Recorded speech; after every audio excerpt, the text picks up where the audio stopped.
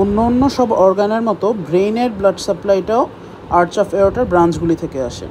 তো এক্ষেত্রে মেজর যে দুইটা ব্রাঞ্চ ইনভলভ সেটা হচ্ছে সাবক্লেভিয়ান আর্টারি আর হচ্ছে common carotid artery. Common carotid artery দুই ভাগ হয়ে external and internal carotid artery হয়।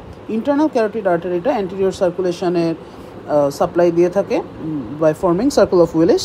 On the other hand subclavian আর্টারির একটা branch vertebral artery posterior aspect of the body থেকে, মানে ভার্টিব্রার পাশ থেকে উঠতে উঠতে দুই পাশের ভার্টিব্রার পাশ থেকে এভাবে উঠে তারা হচ্ছে একটা পর্যায়ে গিয়ে বেজিলার আর্টারি ফর্ম করে, দুইটা মার্জ করে। সেই বেজিলার আর্টারিটা হচ্ছে আমাদের পোস্টেরিয়র সার্কুলেশনের জন্য থাকে, রেসপন্সিবল থাকে।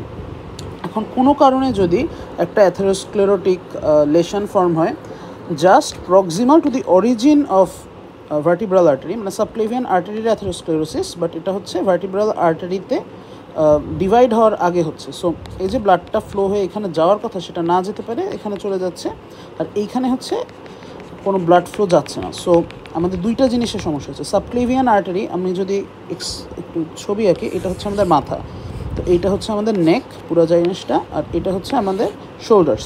সো এই সাবক্লেভিয়ান আর্টারিটা আলটিমেটলি অ্যাক্সিলারি আর্টারিতে গিয়ে আমাদের লিম্বসগুলিকে ব্লাড সাপ্লাই দিয়ে থাকে। সো আমাদের লিম্বের ইস্কিমিয়া ডেভেলপ করতে পারে, বাট এটা এখানে মেইন ইস্যু না। মেইন ইস্যু হচ্ছে যেহেতু ভার্টিব্রাল আর্টারির প্রক্সিমালি এই সমস্যাটা হয়েছে, সেই ক্ষেত্রে হচ্ছে এইখানে ব্লাড ফ্লোটা কমে যাবে, আমাদের ব্রেইনের ব্লাড ফ্লো কমে যাবে। এখন আমাদের যে কোনো মূল্যে এই জিনিসটা প্রিভেন্ট করতে চায় বডি, কারণ ব্রেইন হচ্ছে আমাদের one of the major vital organs.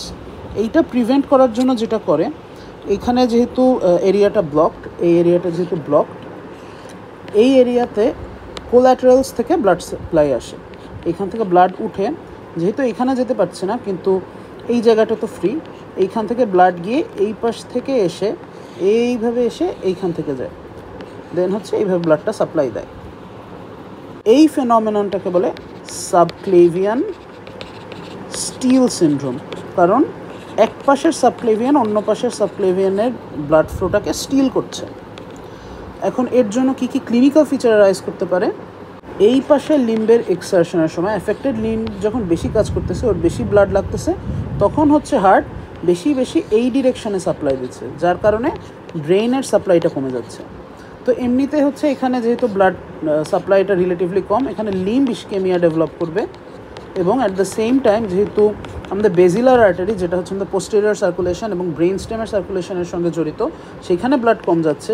সেক্ষেত্রে হচ্ছে অ্যান্টেরিয়র সার্কুলেশন ইনট্যাক্ট থাকতেছে, যেহেতু carotid arteries intact, but posterior সার্কুলেশনটা ডিমিনিশড হয়ে যাচ্ছে। এজন্য আমাদের সেরেবেলার স্ট্রোক বা সেরেবেলার ইস্কেমিয়ার সাইন্স অ্যান্ড সিমটম দেখা দিতে পারে, লাইক ভার্টিগো, দেন হচ্ছে ডিপ্লোপিয়া, দেন ডিজার্থ্রিয়া, এইসব হচ্ছে আমাদের ডেভেলপ করতে পারে।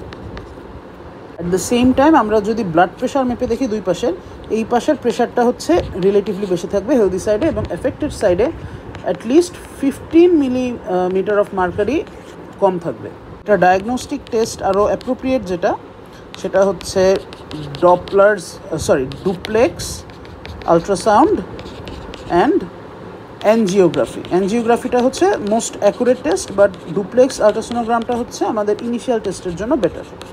আর এটা ট্রিটমেন্ট হচ্ছে যদি অ্যাসিমটোমেটিক থাকে কোনো দরকার নেই, আর যদি সিমটোমেটিক থাকে সেক্ষেত্রে অ্যানজিওপ্লাস্টি বা হচ্ছে surgical revascularisation like other vascular lesions, এক্ষেত্রে আর কি ভালো রেজাল্টস পাওয়া যায়। ধন্যবাদ, আসসালামু আলাইকুম।